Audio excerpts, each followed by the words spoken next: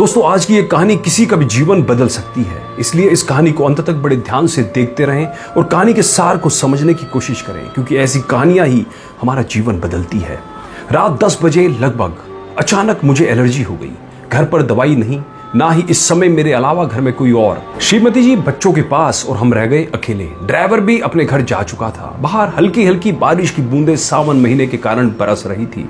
दवा की दुकान ज्यादा दूर नहीं थी, पैदल भी जा सकता था, लेकिन बारिश की वजह से मैंने रिक्शा लेना उचित समझा। बगल में मंदिर बन रहा था। एक रिक्शा वाला भगवान की प्रार्थना कर रहा था।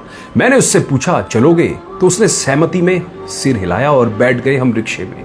रिक्शा वाला काफी बीमार लग रहा था और उसकी आंखों में आंसू भी थे। मैंने पूछा, क्या हुआ भैया, रो क्यों रहे हो और तुम्हारी तबीयत भी ठीक नहीं लग रही है?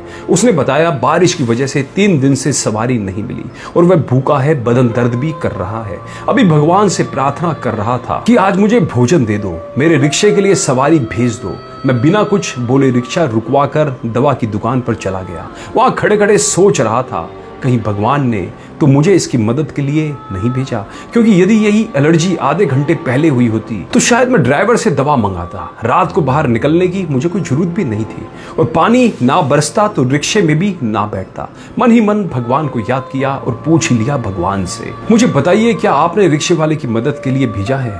मन में जवाब मिला, हाँ। मैंने भगवान को धन्यवाद दिया। अपनी दवाई के साथ रिक्शे वाले के लिए भी दवा ली। बगल के रेस्टोरेंट से छोले भटूरे पैक करवाए और रिक्शे पर आकर बैठ गया। जिस मंदिर के पास से रिक्शा लिया था वहीं पहुंचने पर मैंने रिक्शा रोकने को कहा। उसके हाथ में रिक्शे के 30 रुपए दिए, गरम छोले भटूरे का पैकेट और दवा देकर बोला, खाना खाकर ये दवा खा लेना, एक एक गोली, ये दोनों अभी और एक एक कल सुबह नाश्ते के बाद। उसके बाद मुझे आकर फिर दिखा जाना। रोते हुए रिक्शा वाला बोला, मैंने तो भगवान से 2 रोटी ही मांगी थी, मगर दयालु भगवान ने तो मुझे छोले भटूरे भी दे दिए।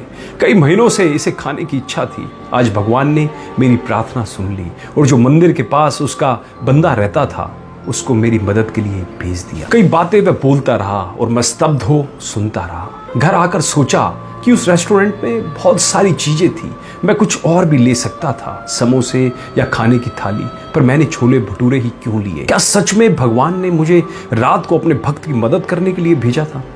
हम जब किसी की मदद करने सही वक्त पर पहुंचते हैं तो इसका मतलब उस व्यक्ति की प्रार्थना भगवान ने सुन ली है और हमें अपना प्रतिनिधि बना, देवदूत बना उसकी मदद के लिए भेज दिया है। दोस्तों, इसलिए कहते हैं, अचानक आए परोपकार, दान और मदद के मौकों को ना गंवाएं। क्या पता ईश्वर ने आपको यह मौका दिया है और उनके प्रतिनिधि के रूप में क्या पता आपको स्वीकार किया है।